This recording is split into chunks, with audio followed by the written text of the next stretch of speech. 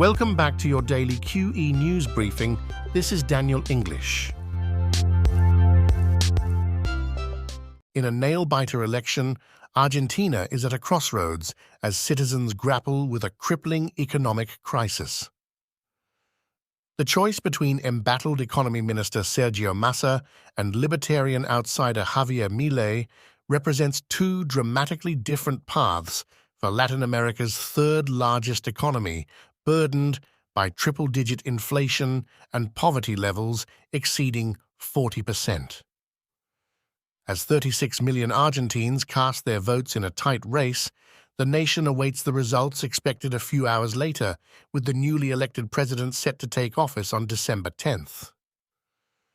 Massa, 51, a seasoned politician, seeks to regain trust despite his tenure as economy minister, which witnessed annual inflation skyrocketing to 143%. His opponent, Milei, 53, an anti-establishment economist, vows to halt unbridled spending, adopt the US dollar, and dynamite the central bank.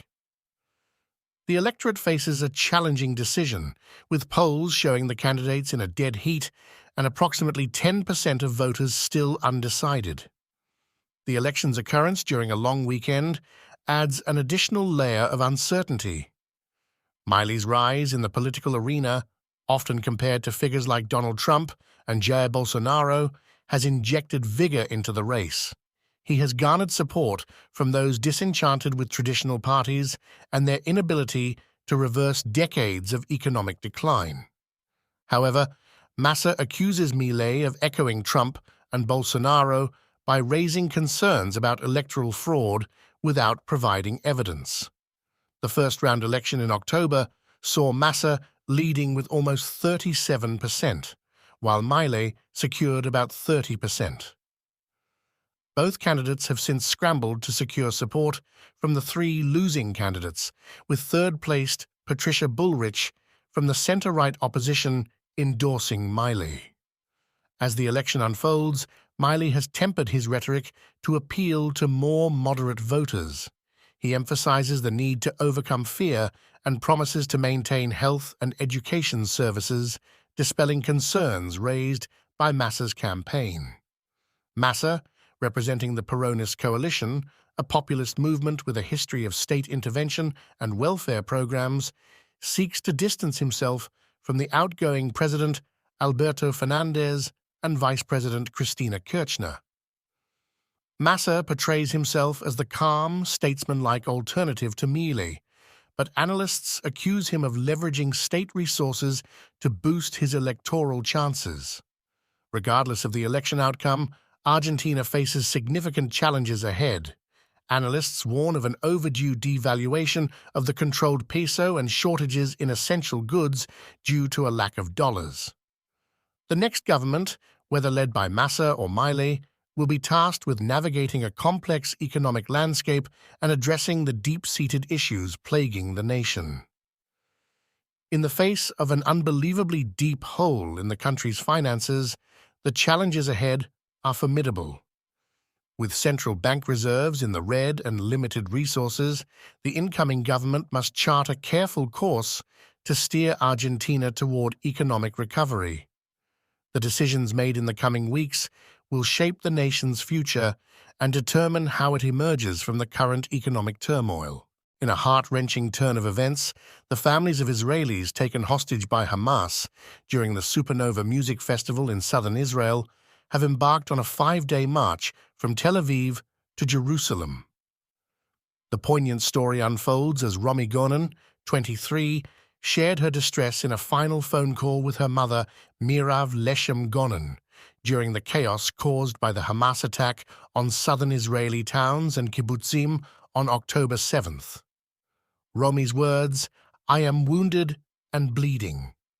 Mummy, I think I'm going to die," resonate as a chilling reminder of the anguish faced by the hostages and their families. The phone call, recorded by the family, captures the frantic 40-minute conversation cut off at 10:59 a.m. Romy is believed to be one of the 240 hostages taken by Hamas, marking what some in Israel now refer to as Black Saturday. The families, joined by thousands of supporters, culminated their 5-day march outside Benjamin Netanyahu's office, demanding the release of their loved ones.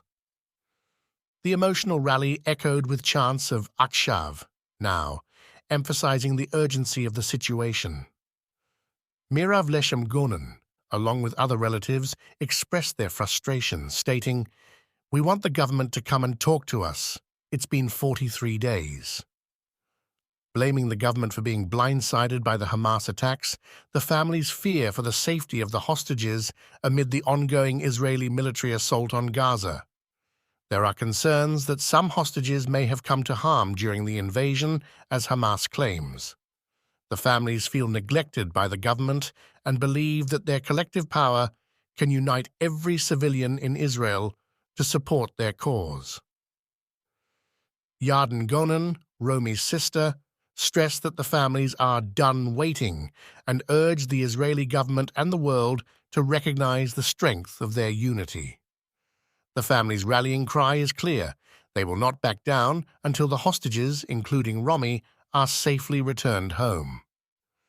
The march's journey was marked by the presence of political figures, including Miki Zohar from Netanyahu's Likud party and Yair Lapid, Israel's opposition leader, who joined the march on Saturday. The families reached Netanyahu's office in Jerusalem, presenting a united front and demanding acknowledgement of their plight. Despite initial reluctance, Netanyahu eventually agreed to meet with the families on Monday. The families remain resolute, emphasizing that the march may have concluded, but their commitment to the cause persists.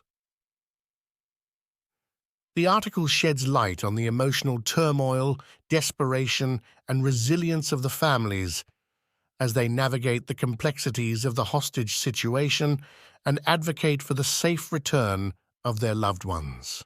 In a critical turn of events, the ongoing rescue operation at the Silkyara tunnel in Uttarkashi faced a significant setback as the American Auger drill machine, airlifted from New Delhi via an IAF transport aircraft, encountered technical issues.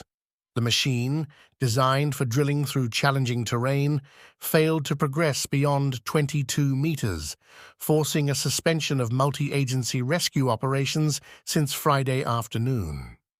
The trapped workers, isolated within the tunnel for 7 days, now face prolonged uncertainty. Officials revealed that the horizontal boring machine struggled to navigate through the debris piled up inside the tunnel, hampering the mission to reach the trapped workers.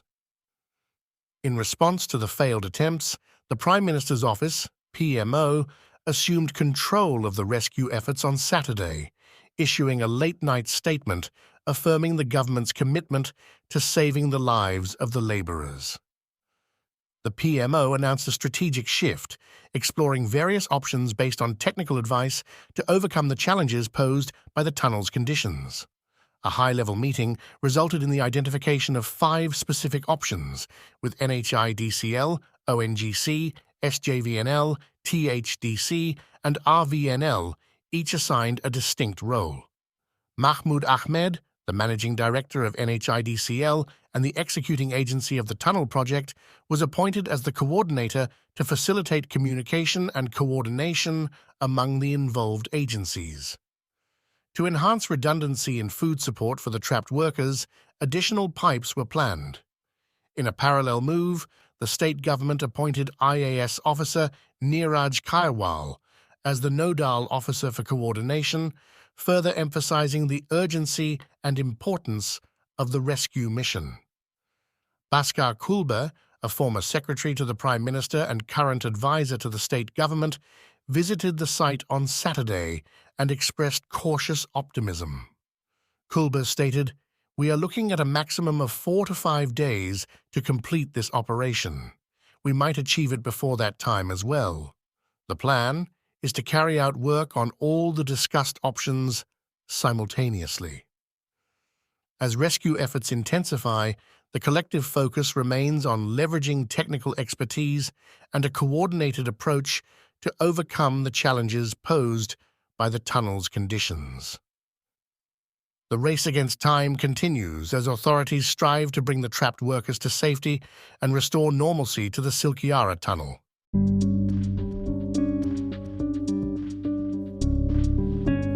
Thank you for your time. Enjoy the rest of your day.